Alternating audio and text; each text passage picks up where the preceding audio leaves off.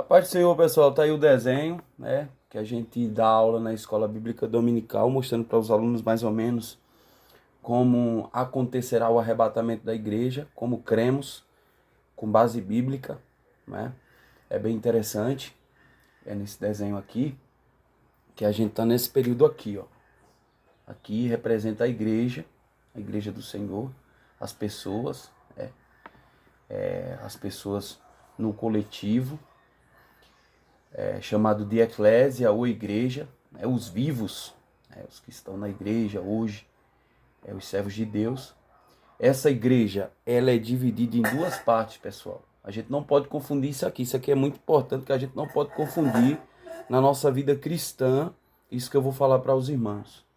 A gente não pode confundir a organização com organismo. A igreja ela é composta de organização e organismo. O que é uma organização? Uma organização é a placa da igreja. Aqui, ó, plaquinha da igreja. Assembleia de Deus, Presbiteriana, Batista e tantas outras igrejas aí que amam a palavra e que vivem a palavra de fato e de verdade como a palavra é. Então, a organização é a instituição, é o CNPJ da igreja. CNPJ.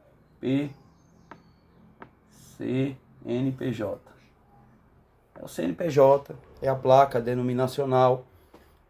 E o organismo, a igreja como organismo, é a igreja invisível. Por que a igreja invisível? É que a gente não sabe.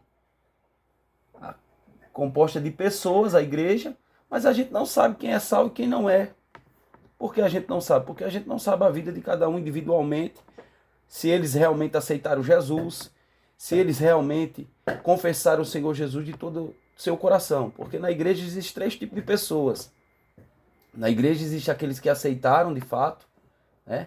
Existe aqueles que se converteram de fato aqui, né? Que representa isso, os convertidos, os servos de Deus mesmo, os que tiveram uma convenção genuína com o Senhor Jesus. E também na organização tem aqueles que foram convencidos pelo Evangelho. Então é pessoas convencidas, não pessoas convertidas. É por isso que nessas pessoas às vezes não habita o fruto do Espírito, às vezes não habita o Espírito Santo. São pessoas que estão lá convencidas e estão aqui, nesse meio. Né? Por isso que no arrebatamento da igreja, a igreja será arrebatada, o Senhor Jesus levará a sua igreja, e tem muitos que ficarão. Por que ficarão? Porque não são genuinamente cristãos. E existe aqueles que frequentam, vão até, mas que não faz parte. Filho, eu tô gravando um vídeo aqui, ó. Tá bom? Ó, vamos lá. Então vem junto comigo aqui. O bebê tá vindo aqui. Senta aqui, cuidado pra não derrubar o celular. Então, papai, esses aqui, ó, eles às vezes frequentam, são filhos de crente, entendeu? Vão de vez em quando e faz parte também, né? Até participa de festa da igreja, alguma coisa, mas não se converteram de fato. Então é o organismo, e aqui dentro do organismo, que é a igreja, a eclésia, a reunião dos santos, existem os salvos, né? Que é chamado aqui, ó, eu fiz um desenho de uma noiva, é a noiva do cordeiro, é o organismo, é a igreja invisível, que a gente não sabe, que eu intitulo ela como noiva, a igreja, ou como desposada, que a igreja ela está desposada, a igreja não só é uma noiva não, viu? A igreja, ela é uma desposada. Por quê?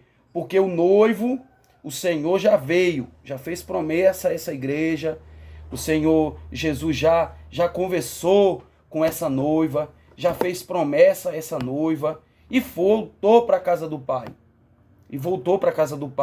E prometeu a essa noiva aqui, ó. Essa noiva que vocês estão vendo aqui, ela tem uma promessa. Ela tem uma promessa do noivo, que deixou ela desposada. É por isso que aquele texto lá é mal compreendido, da mulher que foi apanhada em ato de adultério. E quando apresentaram ela, apresentaram apenas a mulher e não o homem. Mas por que não apresentaram o homem? Porque aquela mulher era uma desposada, uma mulher que ela tinha compromisso. Ela não era casada ainda, mas porém era desposada e tinha compromissos com o noivo, e foi pega ali e foi levada. Por isso que o noivo não aparece, o texto deixa bem claro isso, porque ela era desposada. Uma mulher desposada, ela tem compromissos com o noivo, ela tem compromissos com aquele que a desposou, amém? Que é o quem? O Senhor Jesus. O Senhor Jesus, ele desposou a igreja e foi para a casa do Pai, voltou para a casa do Pai e ele fez uma promessa que está escrito aqui, ó. Está escrito aqui, eu deixei bem aqui, ó. Está escrito em João, capítulo de número 14, versículo do 1 ao 4. Eu vou para o Pai, vou preparar lugar e depois eu volto. Depois eu volto, ele falou. E a gente aguarda, a gente como noiva, como desposada, como parte do organismo, esperamos, né? Que somos os vivos. Então o que é que acontece? A gente já viu aqui mais ou menos do que é composta a igreja do Senhor Jesus, que é uma organização composta de um organismo vivo, que é o corpo de Cristo, é chamado de corpo, é chamado de noiva, é chamado de uma desposada. E também o corpo, ele é composto de membros, né? Por isso que o Senhor Jesus, ele vem buscar esse corpo, que ele é a cabeça, ele é chamado de cabeça, por isso que é o corpo, porque o corpo é composto de membros, e os membros deste corpo, o qual a cabeça é Cristo, né? Por isso que a Bíblia diz que a cabeça da mulher é o marido. É bem interessante isso, quando a Bíblia fala que a cabeça da mulher é o marido. Louvado seja Deus. Então o que é que acontece, filho? Tu vai derrubar o celular. Mexe aqui não, tá bom? Obrigado. Vai lá assistir. Tá assistindo o caminhãozinho? Aí o que é que acontece, meus irmãos? Então dentro desse contexto aqui a gente já sabe quem é a igreja. Só que essa igreja, ela é composta de pessoas que a gente habita num corpo físico. A gente está num corpo físico. E esse corpo aqui, ele geme. Esse corpo aqui, ele geme. Por que ele geme? Esperando a transformação. Nós, como igreja, nós estamos esperando a transformação dos nossos corpos. Onde é que está isso? Que base tem isso? Isso está em 2 Coríntios, meus irmãos. 2 Coríntios, eu vou abrir aqui para os irmãos e vou ler. 2 Coríntios, capítulo de número 5, os irmãos observem. 2 Coríntios, Paulo até usa uma expressão interessante, porque ele já tinha falado sobre esse assunto na primeira epístola. Veja o capítulo de número 4 e o versículo de número 18. Diz assim, ó. Não atentando nós nas coisas que se veem, mas nas coisas que não se veem. Porque as que se veem são temporais, tá vendo aqui, ó? O corpo físico são temporais. E as que se não veem são eternas, né? Que é nossa alma e o nosso espírito. Ninguém vê a alma, ninguém vê o espírito. Por quê? Por que não vê? Porque elas são eternas. Elas são eternas. Veja o capítulo 5, versículo 1 de 2 Coríntios. Ele continua. Porque sabemos que se a nossa casa terrestre deste tabernáculo... Olha lá, isso está onde? Em 2 Coríntios, capítulo 5, meus irmãos. Versículo do 1 ao versículo por diante. Porque sabemos que se essa casa terrestre desse tabernáculo se desfizer, temos de Deus um edifício. Veja como muda. É interessante os irmãos até grifarem, que está acompanhando aí, ó. Grifem tabernáculo, procure saber o que é tabernáculo, uma tenda, e procure saber o que é um edifício. Não feito por mãos humanas, eternas no céu. Está falando do nosso corpo, viu? Isso aqui o Senhor Jesus, em 2 Coríntios, Paulo está falando de quê? Está falando do nosso corpo, do nosso tabernáculo, esse tabernáculo que a gente habita hoje, que é uma tenda, que vai se desfazer, Paulo está dizendo. Porém, nós temos de Deus o quê? Um edifício, feito não por mãos humanas, nos céus eternos. E por isso também gememos, desejando ser revestido da nossa habitação, que é do céu, dessa habitação que ele acabou de falar, do edifício. A gente geme, a gente deseja, a gente quer. Por quê? Porque a gente sofre nesse corpo. Esse corpo adoece. Esse corpo, ele é caído, ele deseja as coisas da terra. Veja o versículo 3. Se todavia estando revestido, não fomos achados nus, tá vendo?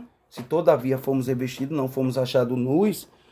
Por que Paulo está falando isso? Aos irmãos é necessário entender essa outra classe de pessoas aqui, ó. Esses irmãos aqui, ó, que faz parte do corpo, muitos deles foram para onde, meus irmãos? Para a sepultura. Aqui, ó, o desenhozinho. Muitos dos nossos irmãos partiram em Cristo, morreram, né? E se Jesus voltar hoje para esses irmãos, eles vão ser achados como? Nus. Por quê? Porque eles estão nesse estado aqui, ó. Segue a setinha. Eles estão neste estado aqui, ó. O estado de alma e de espírito. O espírito volta para Deus quando o homem morre. O que é que acontece? O espírito volta para Deus que o deu e a alma vai para o paraíso. Se for uma pessoa crente em Jesus, que é o será, é o terceiro céu, o paraíso, né? Aonde se baseia isso? Aí os irmãos vão ter que observar esses versículos aqui, ó. Paulo foi arrebatado até o terceiro céu e ele falou que lá estava o paraíso. Então todos que morrem vão para o paraíso. Ô irmão Valdemir, como é que se prova isso? Como é que prova que vai para o paraíso realmente? A frase que Jesus usou para o ladrão que estava na cruz, o ex-ladrão, né? Que se converteu ao Senhor Jesus, está aqui a cruzinha. Quem lembra? Está em Lucas capítulo 23, 43. Quando Jesus disse o que a ele? Hoje mesmo estarás comigo aonde? No paraíso, que é o terceiro céu. Então o destino de todos os crentes quando morrem em Jesus é um estado que não é um estado de paralisação ou de inconsciência, não, é um estado de consciência completa que ele vai estar lá no terceiro céu, no paraíso, o qual Paulo chegou até visitar esse lugar, sim, espírito, ele falou que não sabia, se no corpo também não sabia, mas foi arrebatado até o terceiro céu, está descrito em 2 Coríntios, capítulo 12, versículo do 1 ao 2.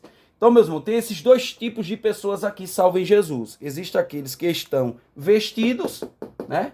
Estão vestidos dessa tenda, desse tabernáculo que Paulo falou, que tende a se desfazer, que vai se deteriorar, que vai voltar ao pó, e quando voltar ao pó aqui, meus irmãos, olha lá, ó, eles estão nus, aqui, ó, vão ser encontrados nus, se não formos achados nus, Paulo falou. Por quê?